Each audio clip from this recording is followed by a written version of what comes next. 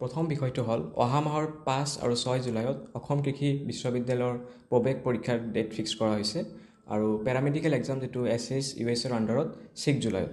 তো কিছুমান কেণ্ডিডেটৰ double form fill up কৰিছিল দুটা এক্সামে দিব বুলি, বাট এক্সাম ডেট ক্লেছ হোৱাৰ কাৰণে এতিয়া যিকোনো এটা এক্সামহে চুজ কৰিব লগা হৈছে।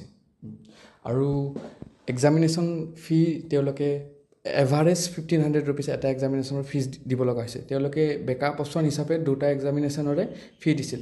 চ' এজন ষ্টুডেণ্টে প্ৰায় 3000 ৰুপিজ 3000 টকাকৈ এক্সামিনেশ্যন ফি দিব লগা হৈছে। সেইটো তেওঁলোকৰ এটা প্ৰব্লেম ক্ৰিয়েট হৈছে। আৰু যিহেতু এক্সাম ডেট কেণ্ডিডেটে গম পোৱা নাছিল আগত, নহ'লে মেবি সেইটো সিহঁতৰ ব্লেম নহয় বা তাহাঁতৰ ব্লেম নহয়। এক্সাম ডেটটো ফিক্সড যিহেতু নাছিল, তো ফৰ্ম ফিল আপ আগতে কৰিছিল। এক্সামিনেশ্যনৰ ডেট ৰিলিজ কৰা হৈছে, ষ্টিল আমি অথৰিটিজক আমি ৰিকুৱেষ্ট কৰিম যাতে ৰিচিডিউলিঙৰ কথা তেওঁলোকে ভাবে। যদি তেওঁলোকে পাৰে ৰিচিডিউলিঙৰ কথা যাতে তেওঁলোকে ভাবে, তেনেহ'লে ছাত্ৰ